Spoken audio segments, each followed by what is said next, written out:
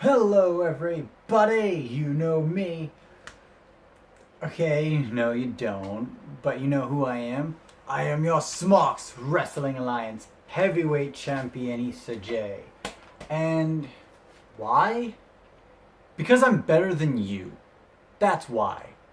Also, about why videos have not come up for the last 3 weeks. It was the holidays, we took time off. Get over it. So, we're back in full force, and let's talk about WWE Raw January 8th edition. And I'm gonna do something different for the new year. A new format for the new year. And overall, I'm gonna say if it was worth it first. And yeah, I actually thought this one was a good show. This, out of the last few weeks of just feeling underwhelming, I felt like they finally decided to do something right for a change. Except a couple of things, and we'll get to that. But overall, yeah, it felt like it was worth your 3 hours of life. WWE, go back to 2, please. You're just bringing us so much pain and torment having to sit down for 3 hours straight. It's not easy. It's a hard life. It's a hard knock life, I might add. Anyways, let's get to the segments, and also the backstage stuff. If I remember it, then I'll talk about it, because there's way too many and a lot that doesn't happen, unfortunately. A couple of good ones, but not many. So let's get to the first match. Before we get to the first match, we had an opening segment where Roman comes out, he says a bunch of crud. Jason Jordan comes and interrupts him. He says a bunch of crud. Seth Rollins comes out and says a bunch of crud. And Jason Jordan is in his pipe dream of where he thinks he's a part of the Shield. He's a part of something. And he had one of the lamest lines after the Balor Club comes out and basically does what Balor Club does right. And that is great promos. And they are slowly turning Finn Balor heel, and they're doing a great job with it. Much better than what they're doing with Jason Jordan. So yeah, Balor Club comes out, calls Jason Jordan a nerd, and in retaliation, which makes him seem a bit of a nerd, he says, well, y'all may be Balor Club, but we're the Champions Club.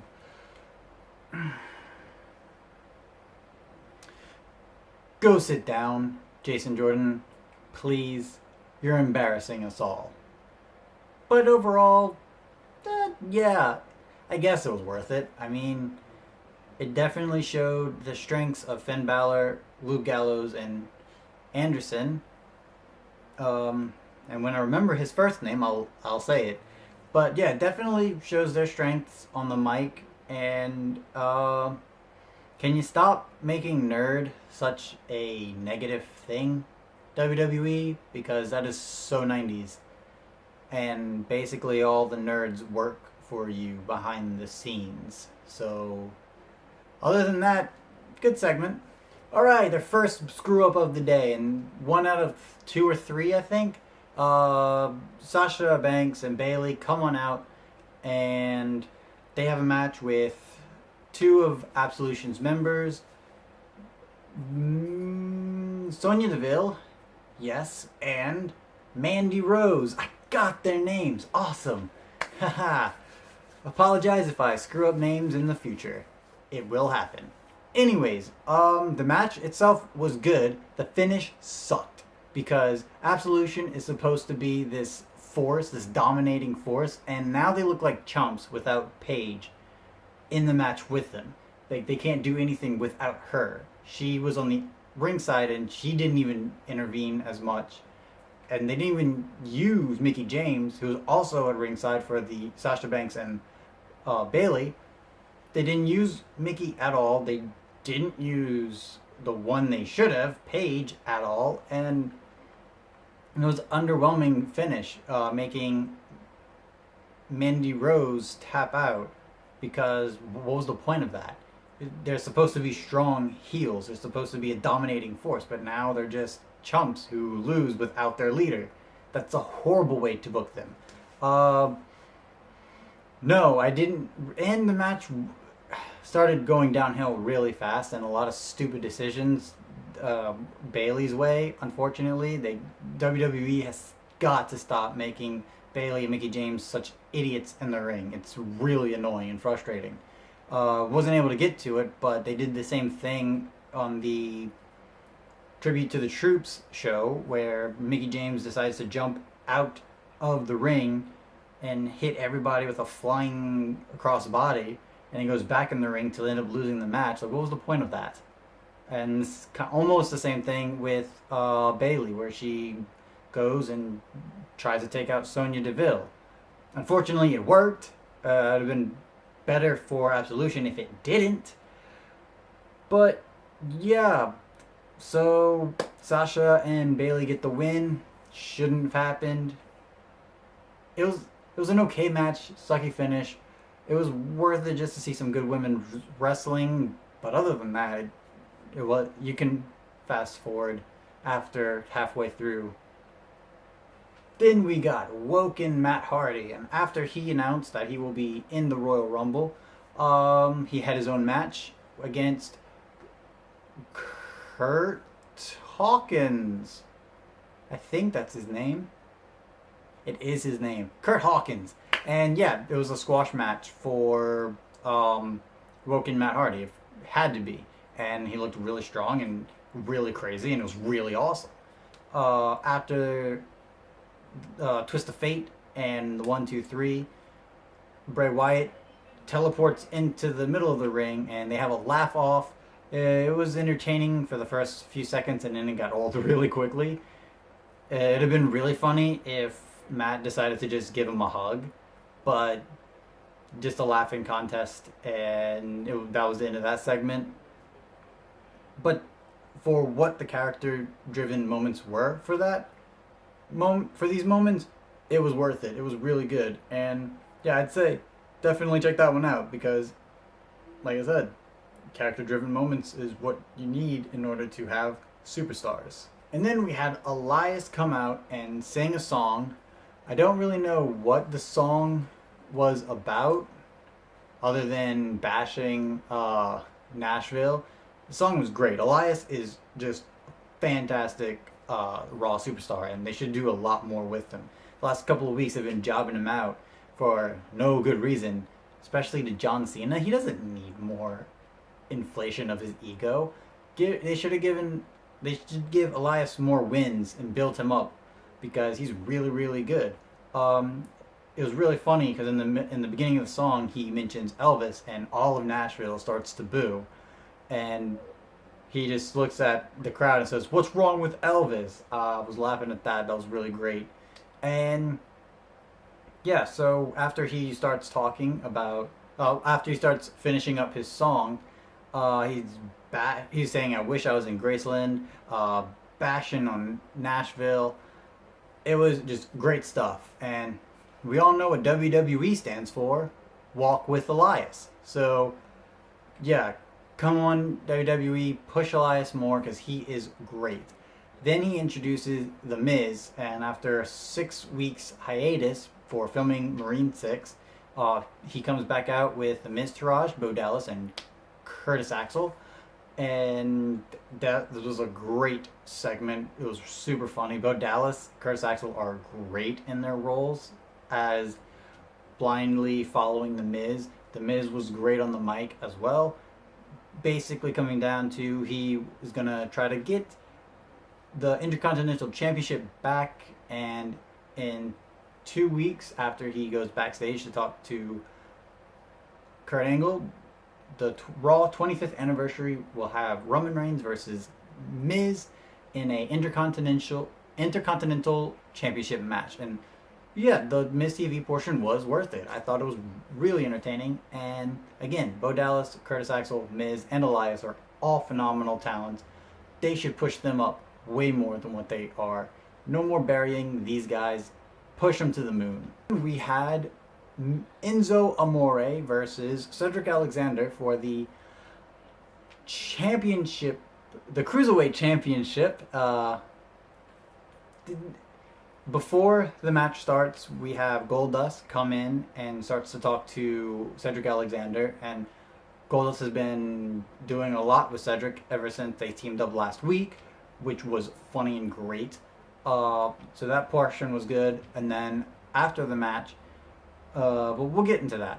The match itself was good. It has a lot of good athletics, a lot of good moments of Enzo being completely heelish and trying to dominate, and then the comeback moments for Cedric was really good. It ends after Cedric does a flip over the top rope onto Enzo to beat the count. Cedric rolls in, and so many people missed this, even the color commentators.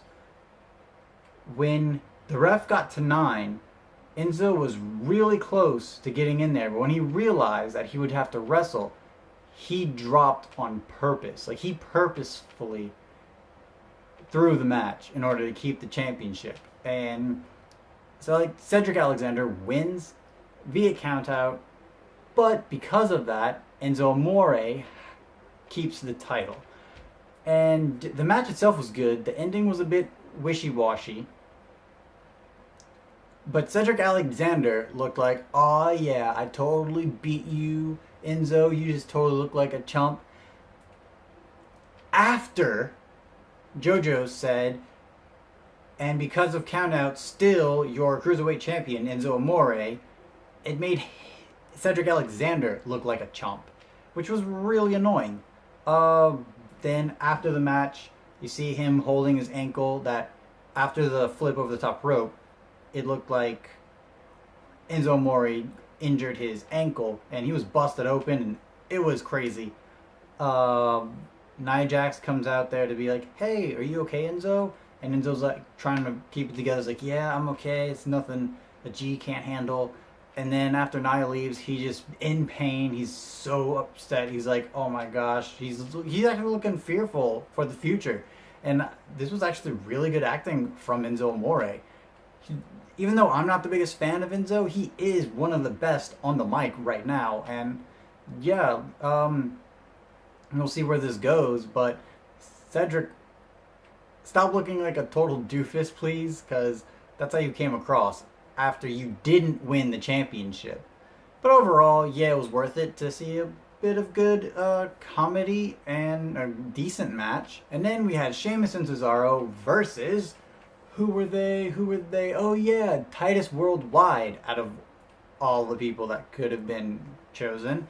Before the match, Sheamus and Cesaro went up to Kurt Angle and was like, hey, when are we going to get our title rematch? It's going to be at the Royal Rumble January 28th, which I am excited for. This seems like it's going to be one of the best Royal Rumbles in a long time. So, fingers crossed, here's hoping. So after they got that news, they're like, oh, cool, let's go and beat up somebody. So they're having a match with Titus O'Neil and Apollo Crews, Titus Worldwide.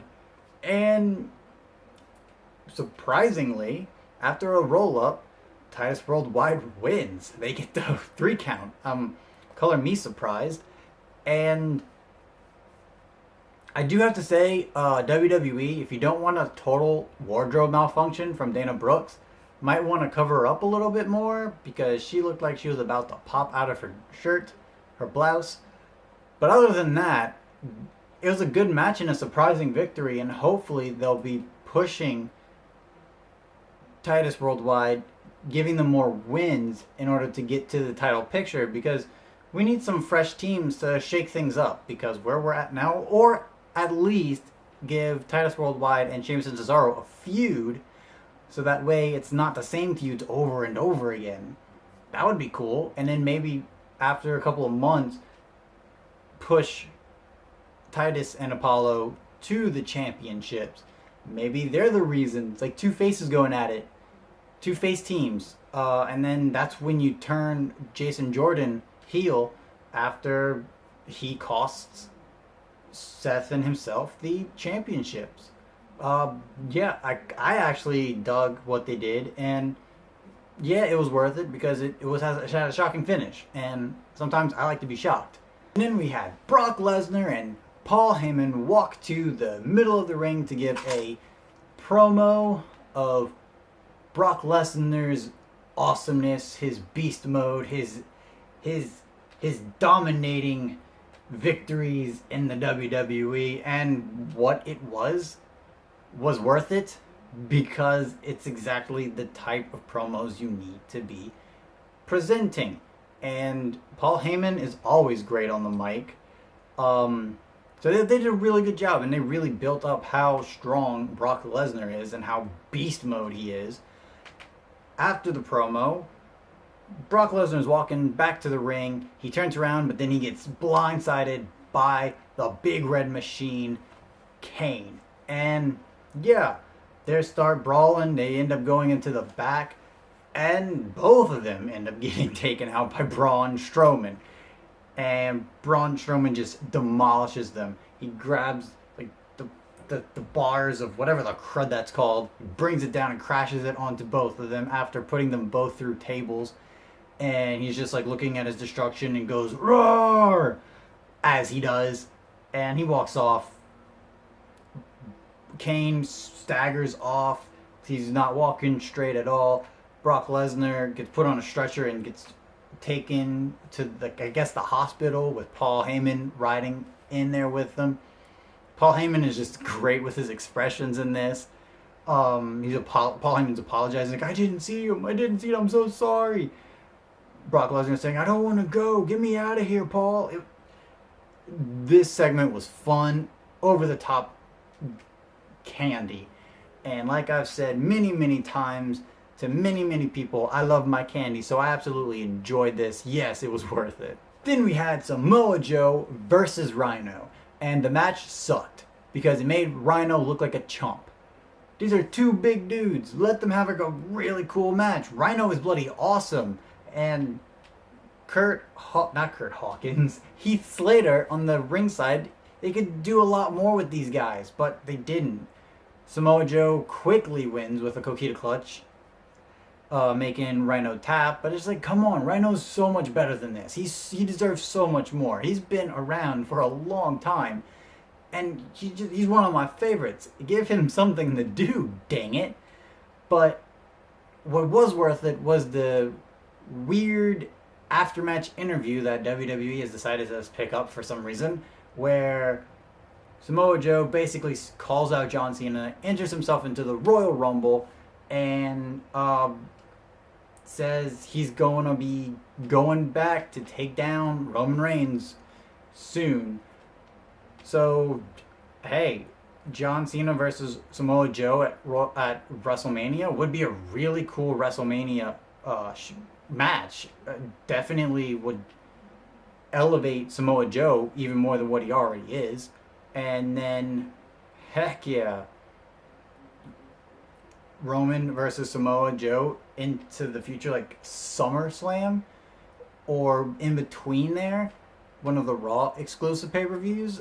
After that, there's so much that you can do with Joe that the sky's the limit for this man, and the only thing that's going to stop him is injury. So hopefully you'll get better real soon, Samoa Joe, because WWE needs you. But yeah, the match sucked. No, that wasn't worth it. Also, WWE, I don't understand the reason you need all of the weird after-match interviews, but you do you. And then I actually have to say that this after-match interview was great.